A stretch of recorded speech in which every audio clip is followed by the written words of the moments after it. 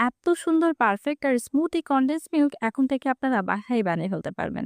Hello friends, আসসালামু আলাইকুম। Welcome back my channel. আজকের ভিডিওতে আমি আপনাদের সাথে ঘরে থাকা মাত্র ৩টি উপকরণ দিয়ে একদম দোকানের মতো পারফেক্ট ভাবে কনডেন্স মিল্ক বানিয়ে রাখাবো। তো চলুন কথা না বাড়িয়ে মূল ভিডিওটি শুরু করি। কনডেন্স মিল্ক বানানোর জন্য সবার প্রথমে একটা বড় পাত্রে আমি নিয়ে নিচ্ছি হচ্ছে ৫০০ গ্রাম পরিমাণ গরুর দুধ।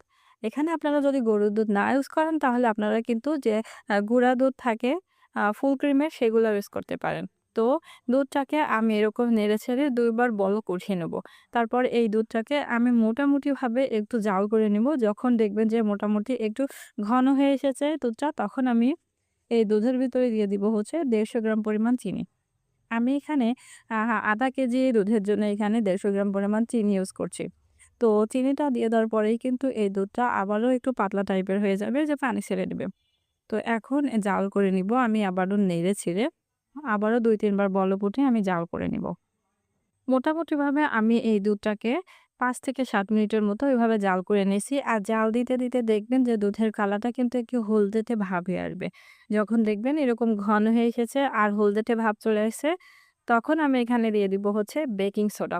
আমরা যে পেঁয়াজু তারপরে হচ্ছে বিভিন্ন চপ-টপ বানানোর জন্য যে বেকিং সোডা ইউজ করি, সেখানে থেকে বেকিং সোডা দিয়ে দিচ্ছি আমি এখানে ১/২ টেবিল স্পুন। অবশ্যই এখানে বেকিং সোডাই দিতে হবে। বেকিং পাউডার দিলে কিন্তু একদমই হবে না। তো বেকিং সোডা দিয়ে দেওয়ার পরে কিন্তু এরকম একটু বুদবুদ টাইপের হবে। আর এখন এটাকে অনবরত নেড়ে চেড়ে দিতে হবে। আর অনবরত নাড়তে, নাড়তেই দেখবেন একটা ক্রিমি টেক্সচার চলে আসবে। আর এটা কিন্তু মানে অনবরত নাড়তে হবে, একদমই থামা যাবে না। ২ থেকে ৩ মিনিট এভাবে অনবরত নাড়তে হবে। না নাড়লে কিন্তু একদম নিচে দলা পাকিয়ে যাবে। তো কিছুক্ষণ এভাবে নাড়তে, নাড়তেই দেখবেন একটা স্মুথি ভাব চলে আসবে। বেকিং সোডা আর বেকিং পাউডার কিন্তু ২ টা আলাদা জিনিস। মুদি দোকানে গেলেই কিন্তু তারা আপনাদেরকে দেখিয়ে দিবে। তবে এখানে কিন্তু অবশ্যই বেকিং সোডাটা ইউজ করতে হবে। তো দেখুন নাড়তে, নাড়তেই কিন্তু এরকম একটা ক্রিমি স্মুথি ভাব চলে আসছে। এখন আমি এটা চুলা থেকে নামিয়ে নিব। কনডেন্স মিল্কটা একটু ঠান্ডা হয়ে গেলে আমি যে পাত্রে এটা রাখবো, সেই পাত্রের ভিতরে আমি এটা ঢেলে দিচ্ছি। অবশ্যই একটু ঠান্ডা করে নিতে হবে। পুরোপুরিভাবে কিন্তু গরম থাকা অবস্থায় এটা ঢালতে হবে না। আর এটা কিন্তু আবার পুরোপুরি ঠান্ডা করতে গেলে পাত্রেই কিন্তু একটু জমে যাবে। তো দেখুন আমার বাসায় কিন্তু খুব সহজেই আমি মাত্র ৩ টি উপকরণ দিয়ে কনডেন্স মিল্ক বানিয়ে নিয়েছি।